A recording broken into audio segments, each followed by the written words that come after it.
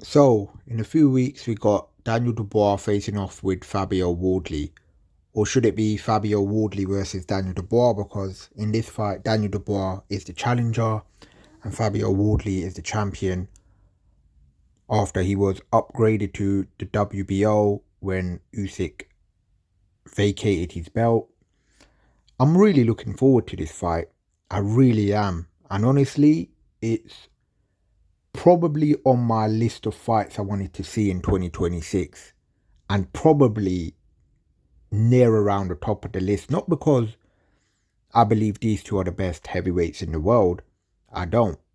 But because it has all the makings for a very entertaining fight. You've got two young knockout punchers, two guys who aren't afraid of letting their hands go, and two guys who do have vulnerability. You know, with Fabio Wardley, he's come through the white collar route. He hasn't had an amateur background. And he is still raw, even though he is a world champion. He does make a few fundamental mistakes. And then on the other corner, you've got Daniel Dubois, who, although has been a heavyweight world champion and has a very solid resume, has been given the label by many boxing fans as a quitter. So when you combine that with the offensive juggernaut that both of these guys are, I'm calling it the British Hagler Hearns. I mean, it has the potential to be that, but I guess we'll have to see how this fight plays out. A lot of people are really struggling. I've been watching a few other prediction videos as this fight's been getting closer from other YouTube channels. For me personally, I'm going with Daniel Dubois. Yeah, I think Dubois wins this fight. I know a lot of people are picking Wardley and they're picking it based off of a track record where they've picked against Wardley again and again and he's lost. But in the last fight against Joseph Parker, I actually picked Fabio Wardley to win that. I thought he'd beat Joseph Parker. I thought he'd beat Justice Hooney. The only time that I picked against Fabio Wardley was actually the first Fraser Clark fight, which I said he would lose on points, but it ended up being a draw. I actually thought Fraser Clark edged it out, but that's neither here nor there. So this would be the first time that I've picked against Wardley and he would have lost. So I'm maybe not got that bias that other guys who have picked against Wardley constantly have and are now saying, you know what, I've picked against him so many times, even though Daniel Dubois is a better boxer, has a better resume, I'm picking Wardley just because he's proven me wrong so many times. But yeah, I thought he'd beat Joseph Parker and he did. I thought he'd beat Justice Hooney and he did. I think Dubois is getting underrated by some boxing fans. Yes, he lost to Alexander Usyk. Yes, he lost to Joe Joyce when he was 22-23. But let's break those losses down. Firstly, the Joe Joyce loss was at a very early stage in his career in front of no fans during COVID, right? And Joe Joyce, that version of Joe Joyce, I believe would be a tough fight for anyone in the current heavyweight division. That lean, trim version of Joe Joyce, who had the confidence in his chin. I'm not saying he would beat every heavyweight, but he'd give them all a tough fight. So a 22, 23-year-old stepping in with that guy and, you know, getting stopped in the 10th round after taking a knee. Many people think he quit. There was an eye injury there. One thing about that fight, though, Joe Joyce took Daniel Dubois' jab away. He pushed Daniel Dubois back. And he discouraged Daniel Dubois because Dubois landed his best shots and Joe Joyce kept coming. But the jab is what frustrated Dubois in that fight. He took Daniel Dubois' jab away. And that really was the kernel to victory for Joe Joyce. And now if you look at Alexander Usyk, he's a southpaw. He comes at you from a different angle. If you followed boxing or if you've boxed yourself, you would know how difficult it is when you're fighting an opposite-handed fighter and establishing your jab. And really, that is Daniel Dubois' bread and butter. If you can take Daniel Dubois' jab away, you take him out of a rhythm, and you just don't allow him to set anything up, really. And he's lost in there. And that's what Usyk did. And Usyk, being a southpaw, it was very easy for him to do. So, yeah, I'm going with Dubois. I think he's technically better than Wardley. I think he maybe possibly punches harder than I think he does punch harder than anyone that Wardley's faced. Maybe Adelaide. Adelaide can punch. But did he really land a massive shot on Wardley? Yeah, Parker is a big puncher. I think Daniel Dubois hits harder than Joseph Parker. Yeah, I do. I think he hits harder than Joseph Parker. I think he's a better boxer than Joseph Parker. I mean, maybe Parker probably has more heart and more chin, but outside of that, I think Daniel's better. But we do have to factor in that Daniel Dubois is coming off a loss. He was dominated by Alexander Usyk. He hasn't fought since then. And also, we have to factor in that, he may have quit a few times in these fights. And he's going to go in there against a guy like Fabio Wardley, who has Rocky Balboa level heart and just finds a way to win. He's done almost the opposite of what Dubois does. So Dubois, once he gets to a point where he knows he's kind of going to lose, and logically he's lost the fight in his mind, Dubois kind of gives in. But with Fabio Wardley, he's been in that position against Justice Huni and even against Joseph Parker, and he does the opposite. He makes an unwinnable situation winnable. So, yeah, I think Dubois' jab is going to be key, though. I think he's going to establish everything with the jab. And I think if he just boxes sensibly, he has a very good chance of winning this fight because he's got better footwork, he's got better fundamentals.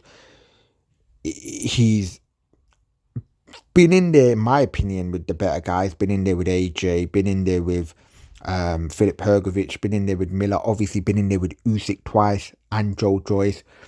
I think he's been in there with the better guys. I think he's got a better solid fundamental. I think he's got better balance. I think Wardley actually has sneaky defense, and he bides his time in fights. He bides his time and he just finds that one punch. He just sits in there like he did against Huni. Was up on the ropes, was slipping, sliding, was losing rounds, but he just bided his time and he found that right hand and he got Huni out of there. And even a little bit the same with Parker. There were moments where he had to ride out the tough moment and find his power punch. And that's why I do see where people are coming from when they are picking Fabio Wardley, because Wardley can ride out the tough moments. He can bide his time and he can flip the fight or flip the script. That's the best way. He can flip the script of a fight. But Dubois can't do that. Dubois is put in that situation and he gives in. Wardley's put in that situation and he flips it. But we've also got to look at the level of opposition. I mean, Dubois lost twice to Usyk. It's not like Wardley's flipped the script against an Usyk level opponent. Joe Joyce, that version of Joe Joyce was better than the Joseph Parker. I think he's better than the version of Joseph Parker that Fabio Wardley fought. No doubt about it. Right? I mean, Justice Huni Huni's a good fighter, but he's not got the best punch resistance. He's not a power puncher. So what are we really building Wardley up on? Are we building him up better than what he is because of the fact he's come from a white collar background and he's doing these things a lot of people don't expect him to do? I mean, put it into comparison. Other than Parker, there's no one on that resume that matches up to AJ Miller or Hrgović. And there's maybe even a debate whether... I personally think Parker was being overestimated and being seen as a fighter better than what he was. That's just my personal opinion. I know some people might disagree with that, and that's fine. But I think the wins over Zheli Zhang and Wilder, they were Asian fighters, and I wasn't really that impressed with Parker. And when Parker came in heavy, I knew he'd lost the fight. I was like, he's 265. Yeah, he came in at 265, and he he just ran out of gas, and he just fought this macho fight. I think if Dubois is smart and he boxes, I mean, he can still get caught. You know, even if Dubois goes in there and boxes the perfect fight, I mean, when you're fighting someone like Fabio Wardley, you can still get caught. So it's you could even fight the perfect fight in the heavyweight division when you're in there with a puncher. If they land on you, you know, but probability wise, if Dubois fights his perfect fight and Wardley fights his perfect fight, I think Dubois beats him more times than Wardley would beat him. Obviously, it's the heavyweight division and anything can happen, but I'm going with Dubois. And you know what? I wouldn't even be surprised if it's a lot more comfortable than people think. Yeah, I wouldn't. I wouldn't, because I think a lot of people are picking Wardley based on the fact that they've put him to lose, say, to Joseph Parker. I picked him to beat Parker. But the one thing that is an unknown for me is where Dubois is at mentally. Because Fabio Wardley is coming into this fight on a high. He's now a world champion. He's beaten Joseph Parker, the best win of his career. Dubois has been out of the ring for about 10 months, coming off a loss. We just don't know where Dubois is mentally. But he was in that situation before, right? After he lost to Usyk, went back in there with Miller. And I thought that was a good win against Gerald Miller. Stopped him. Beat Filip Hrgović and then beat AJ. All within the space of about a year. He went from taking a knee to Usyk in the first fight to knocking out AJ in front of 90,000 fans. Not to start sounding like Carl Froch. And then knocked out AJ. And it's like, but then again, you know, past results don't always imply the future.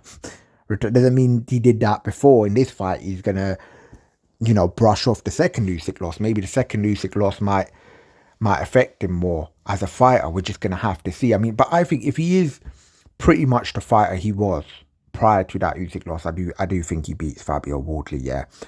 And I think if his machoism doesn't take over to give Wardley a chance, I'd actually be picking Dubois. But that's the one thing I'm not sure, because Dubois can get... That's another thing about this fight. Neither guy can really afford to get overconfident, because the other guy can catch them. You remember when AJ hurt Dubois and he was like going in for the kill, and he just got walked onto a right hand and put to sleep. Same thing with Parker. Got overconfident, and that's when Parker got caught the most, actually, when he was getting overconfident. So no fighter can actually afford to get overconfident.